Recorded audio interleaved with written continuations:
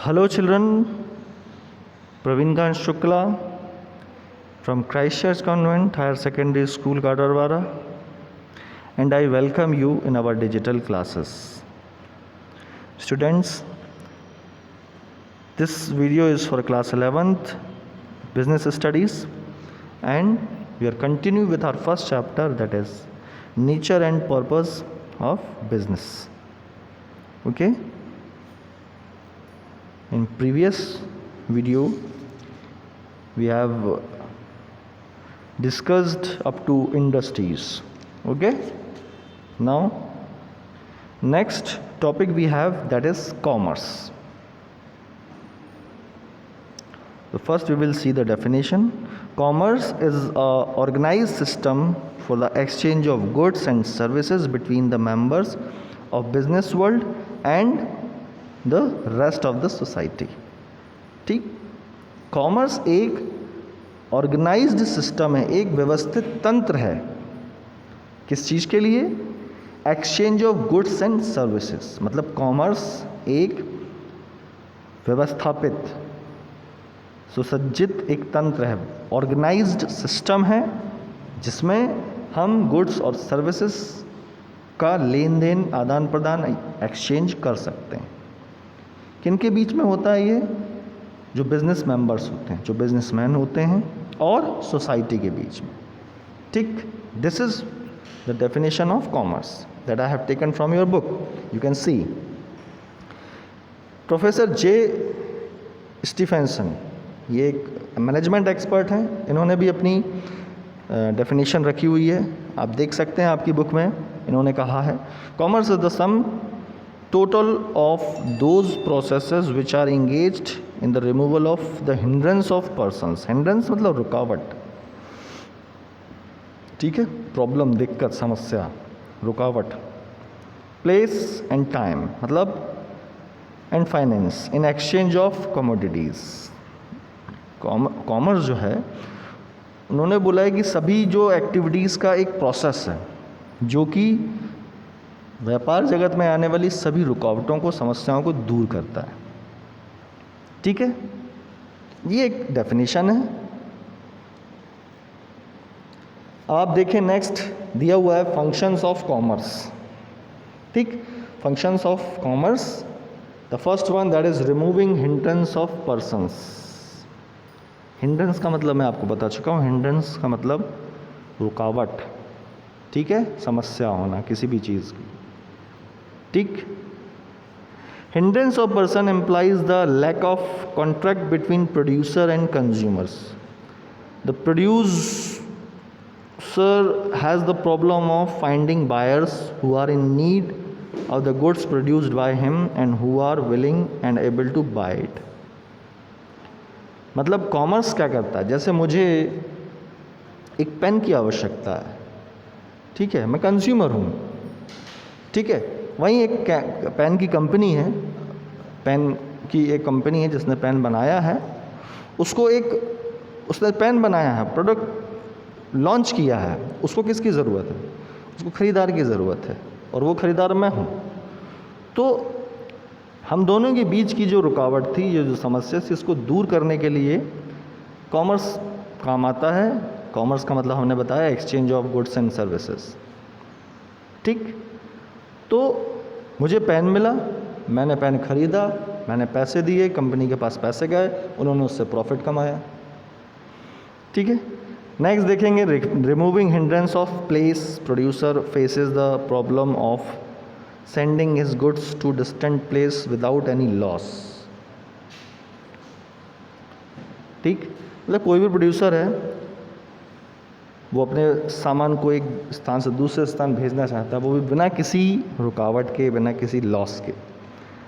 ठीक है, तो पॉसिबल हो पाया है कॉमर्स की वजह से. थर्ड है removing of time, hindrance of time. Normally there is a time gap between the production and consumption of goods. Means product का जो प्रोडक्शन है, मैन्युफैक्चरिंग जो इसकी है, वो पहले हो जाती है, लेकिन उसका यूज़ बहुत बाद में होता है. ठीक है, it is therefore necessary to store the goods till they are sold. तो उसके लिए बहुत आवश्यक क्या होती है कि उस गुड्स को रखना तब तक जब तक कि वह सोल्ड आउट ना हो जाए। तो इसकी समस्या कैसे दूरी? वेयर हाउसिंग के जरिए। ठीक है, नेक्स्ट हम देखेंगे removing common medium of exchange. A common medium of payment is required between buyer and sellers of goods in different place. Money serves a medium of payment. अब exchange of goods होंगे तो उसमें पैसों का आदान प्रदान, ठीक है, तो बिजनेस से वो भी आसान होता है। नेक्स्ट है रिमूविंग हिंड्रेंस ऑफ रिस्क। अभी हमने रिस्क के बारे में पढ़ा है, ठीक है। तो the hindrance is removed by commerce through packaging and insurance. तो कॉमर्स ने ऐसी रिस्क को दूर करने के लिए क्या व्यवस्था करी कि भाई टूट फूट ना हो, पैकेजिंग कर दो आप, फिर भी टूट फूट हो जाए तो आप उसको इंश्योरेंस में ले आओ, ठीक है। लास्ट वन है that is hindrance of knowledge. It is a common fact that manufacturer और businessman faces a difficulty in selling the goods and services as consumer have no knowledge of the benefits of and use of the goods. मतलब हमने कोई product बनाया, बहुत अच्छा है, परंतु हम कंज्यूमर्स को नहीं बता पा रहे हैं, उनको पता ही नहीं चल रहा है हमारे गुड्स के बारे में, ठीक है। तो वहाँ पर एडवर्टीजमेंट एंड प्रमोशंस बना हुआ है, कॉमर्स की फील्ड है ये भी, ठीक है। तो तरह तरह के हिंड्रेंस मतलब रुकावटों को दूर कैसे करता है एक कॉमर्स, वो यहाँ पर समझाया गया है, ठीक है। नेक्स्ट है पॉइंट है जो है ट्रेड है, ठीक, इसको हम अभी देखते हैं। Let's see the meaning of trade.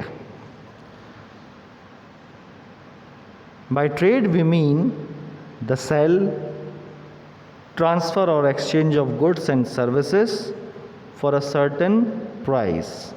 मतलब कि बेचना, ट्रांसफ़र करना, एक्सचेंज करना किसका? गुड्स एंड सर्विसेज का। कैसे? एक सर्टन प्राइस पर, उसको हम क्या बोलते हैं? ट्रेड बोलते हैं, ठीक है। सच सेल, ट्रांसफ़र और exchange is made for mutual benefit of both the buyer and the seller. और ये जो एक्सचेंज होता है गुड्स का, ठीक है, या बेचने या ख़रीदने का जो काम होता है, ये दोनों का म्यूचुअल पारस्परिक दोनों का ही बेनिफिट होता है इसमें। कौन दोनों? बायर और सेलर, ठीक है। कैरेक्टरिस्टिक्स देख लीजिए ट्रेड के। Presence of both buyers and seller is essential. इसमें बायर और सेलर दोनों का उपस्थित होना आवश्यक है, ज़रूरी है। It is important to be present of both buyers and sellers. Second one, buyers and sellers both are benefited, दोनों को फ़ायदा मिलता है। Buying and selling must be legal, कानून के तहत, कानून के अंतर्गत होना चाहिए buying and selling. Goods and services में बी परचेज्ड और सोल्ड, गुड्स और सर्विसेज कोई खरीदा और बेचा जा सकता है। Institution, brokers, agent, bank, insurance companies and transport companies which participate in trade are called traders. ये जितनी भी हैं जो किसी भी ट्रेड में इन्वॉल्व होती हैं उनको ट्रेडर्स कहा जाता है, ठीक है। अब आप यहाँ पर देखिए, अगेन मैंने आपकी बुक से ही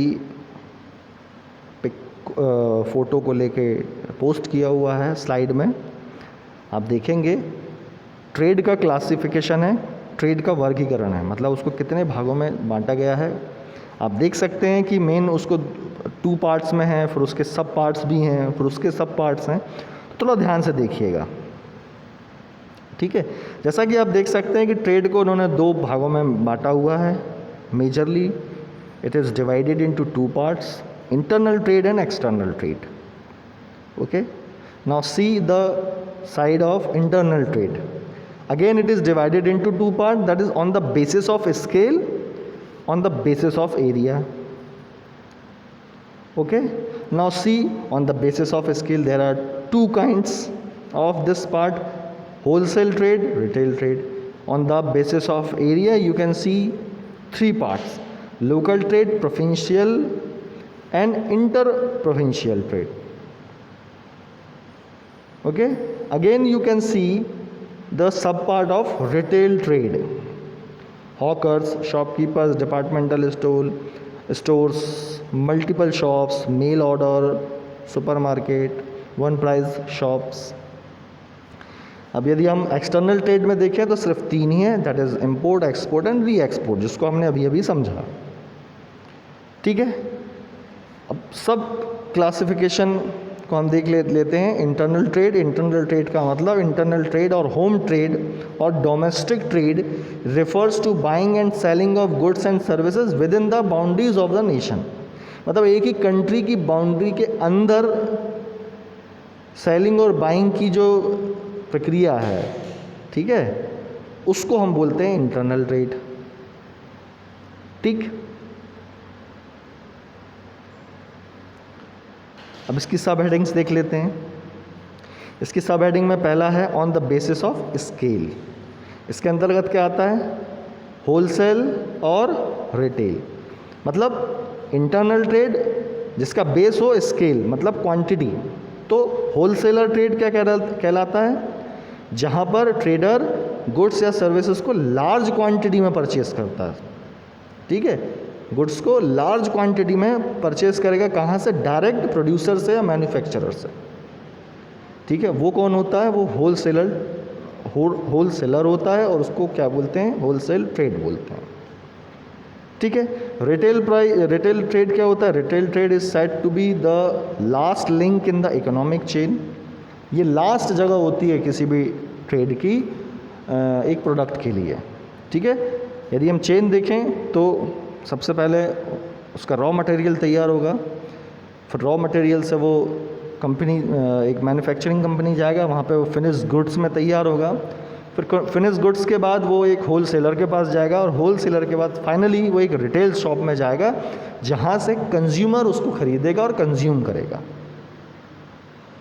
ठीक है, इसलिए रिटेल ट्रेड को इकोनॉमिक चेन की लास्ट लिंक बोला गया है। ठीक है, उसके बाद फिर जो भी प्रोडक्ट है वो ह्यूमन वांट्स के लिए अवेलेबल होता है। ठीक है, एरिया के बेस पर हम इंटरनल ट्रेड को समझ सकते हैं। लोकल ट्रेड मतलब buying and selling of goods with in the local limits. मतलब एक टाउन, एक विलेज में ही अपने व्यापार को चलाना, वहीं के बायर एंड सेलर्स होना। ठीक है, प्रोविंशियल ट्रेड मतलब buying and selling of goods with in the boundaries of state, मतलब एक राज्य की सीमा के अंदर अपने बिजनेस को करना। इंटर प्रोविंशियल ट्रेड मतलब कि दूसरे राज्यों में भी अपने ट्रेड को चलाना। ठीक है, जैसे एक किराने की शॉप है तो वो कहाँ पे? उस शहर के लिए होगी। ठीक है, लेकिन मेरी एक चावल की फैक्ट्री है, मेरा अपना ब्रांड है, मैं उसको दूसरे अपने ही स्टेट में दूसरे शहर भेज सकता हूँ, व्यापार कर सकता हूँ। ठीक है, और इंटर प्रोविंशियल मतलब कि मेरा जो प्रोडक्ट है, चावल है, जो जिसका मेरे पास ब्रांड है, उसको मैं राजस्थान भी भेज रहा हूँ, दिल्ली भी भेज रहा हूँ, मुंबई, महाराष्ट्र भी जा रहा है। तो ये क्या हो गया? इंटर प्रोविंशियल ट्रेड हो गया। ठीक है,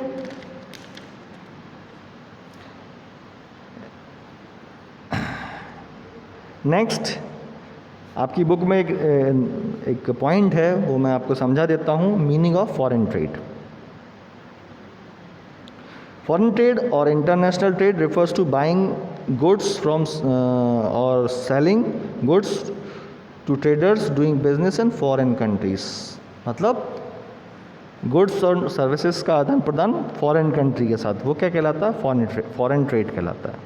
ठीक है, फॉरेन ट्रेड के अंतर्गत, जिसको एक्सटर्नल ट्रेड भी बोल सकते हैं आप, फॉरेन ट्रेड के अंतर्गत 3 चीज़ें आती हैं: import, export and re export. Import मतलब goods are purchased from foreign country, it is import. मतलब विदेश से किसी भी गुड्स को मंगाना इंपोर्ट होता है। एक्सपोर्ट अपने यहाँ से दूसरी जगह पे भेजना, सप्लाई करना, वो होता है एक्सपोर्ट। और री एक्सपोर्ट मतलब एक कंट्री से मंगाना और दूसरी कंट्री में उसको भेज देना, वो होता है री एक्सपोर्ट। ठीक है। ऑक्सिलरीज टू द ट्रेड मतलब कुछ ऐसी चीज़ें होती हैं जो कि ट्रेड को हेल्पफुल होती हैं बहुत। ठीक है। उसमें ट्रांसपोर्टेशन आता है। ठीक है। Means of communication, financial institution, insurance institution, marketing, other institution. तो ये ऐसी इंस्टीट्यूशंस हैं या ऐसी जगह हैं जो बिज़नेस को लगातार हेल्प करती रहती हैं। तो इनको सब ऑक्सिलरीज टू द ट्रेड कहा गया है। ठीक है। अब यहाँ पर आप रिटेल का यदि देखें तो हॉकर्स है, मतलब रिटेल ट्रेड क्या क्या हो सकता है। एक शॉपकीपर है, डिपार्टमेंटल स्टोर है। ठीक है। तो ये पूरा क्लासिफिकेशन है ट्रेड का। ठीक है। ऑक्सिलरीज टू द ट्रेड अभी अपन ने देखा, फिर भी आप देख लें यहाँ पर, जैसा कि मैंने आपको बताया कि इसकी मीनिंग यहाँ पे दी हुई है, the institution which are helpful in the conduction, promotion, development of trade that boost the trading activity. मतलब वो इंस्टीट्यूशन जो किसी भी ट्रेड के कंडक्शन के लिए, प्रमोशन के लिए और डेवलपमेंट के लिए लाभकारी हों और उसकी एक्टिविटी को और बढ़ावा दें, वो कहलाती हैं ऑक्सिलरीज टू द ट्रेड। वो ट्रांसपोर्टेशन हो सकती है, मतलब आवागमन, कम्युनिकेशन होती है मतलब बातचीत का ज़रिया, फाइनेंशियल इंस्टीट्यूट मतलब यदि मुझे पैसों की ज़रूरत है तो मैं किसी फाइनेंशियल इंस्टीट्यूशन में जाऊंगा। इंश्योरेंस इंस्टीट्यूशन, जैसा कि अभी हमने बताया कि रिस्क कवर के लिए इंश्योरेंस बहुत अच्छी पॉलिसी हो सकती है। प्रोडक्ट की मार्केटिंग करना, और कुछ अदर इंस्टीट्यूशन भी होते हैं जिनकी मदद ट्रेड में हमको चाहिए होती है। ठीक है। तो these are the auxiliaries to the trade. Okay. Now some other points are also there in your book, that is importance of commerce, difference between trade, commerce and industry. This is the important question, okay, that you will read in your book. Okay. Again I am telling, go read all these things. Whenever you are facing any problem, wherever, you can contact to me, you can message me, I'll repeat it again and again. Okay. Thank you.